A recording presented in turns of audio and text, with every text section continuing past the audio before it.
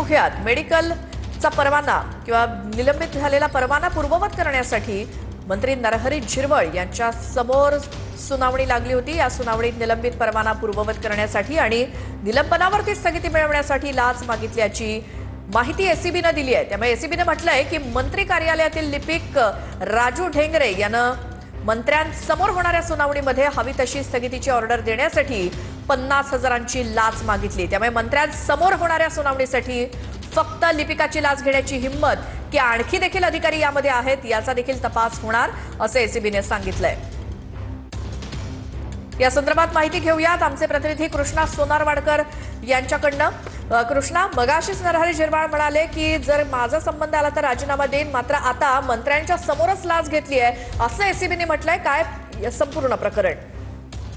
श्वेता, खरं तर काल मंत्रालयामध्ये अन्न व औषध प्रशासन विभागातल्या एका लिपिकाला एसीबीने अटक केली ही बातमी आलेली होती। मात्र त्याच्यामध्ये आता एसीबीने आपले अधिकृत प्रेस नोट जे जारी केलेले आहे त्याच्यामध्ये म्हटलेलं आहे की अन्न व औषध प्रशासनाचा विभागाचे जे काही सहआयुक्त आहेत त्यांनी एका मेडिकलचा परवाना निलंबित केलेला होता, म्हणजे सस्पेंड केलेला होता आणि त्याला अपील हे मंत्री नरहरी झिरवळ यांच्यासमोर करण्यात आलेलं होतं। म्हणजे मंत्रालयामध्ये झिरवळांच्या समोर ही सुनावणी होणार होती अपिला संदर्भातली आणि या सुनावणीमध्ये हवी तशी ऑर्डर काढून देण्यासाठी एका लिपिक राजू ढेंगरेनं 50,000ची लाच मागितल्याचं एसीबीने म्हटलेलं आहे। मात्र ही सुनावणी अद्याप होणं बाकी होतं, त्यामुळे मंत्र्यांच्या सुनावणीमध्ये जर हवी तशी ऑर्डर काढून द्यायची असेल तर लिपिक जी 50,000ची लाच मागतो हे लिपिकाच्या कार्यक्षेत्रामध्ये येणारा हा विषय आहे का, हा एक महत्वाचा विषय आहे। कारण मंत्र्यांसमोरच्या सुनावणीमध्ये हवी तशी ऑर्डर काढून देण्यासाठी एक फक्त लिपिक ही लाच मागू शकतो की यामध्ये काही अधिकारी सुद्धा सहभागी आहेत, हा एक महत्वाचा प्रश्न निर्माण होतो आहे।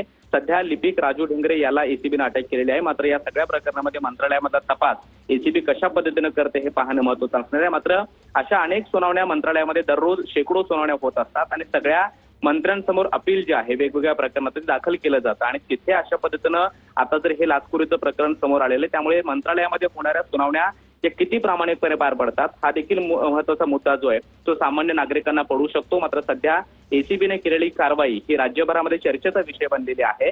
नरहरी झिरवळ यांनी जरी स्पष्टीकरण दिलेलं असलं आणि माझा या प्रकरणाशी संबंध आढळला तर मी राजीनामा देईन असं जरी म्हटलेलं असलं तरी मात्र मंत्री कार्यालयातला एक लिपिक जो सुनावणीचे प्रत्येक पेपर तयार करतो, मंत्र्यांच्या समोर हे सगळे पेपर नेऊन देतो आणि सुनावणी दरम्यान सगळी मदत करतो, त्या लिपिकाची लाच घेण्याची हिंमत जर होते तर तिथल्या मंत्रालयातल्या आणखी पुढे होईलच आणि त्यातनं आणखी काही गोष्टी समोर येतील। धन्यवाद कृष्णा या माहितीसाठी।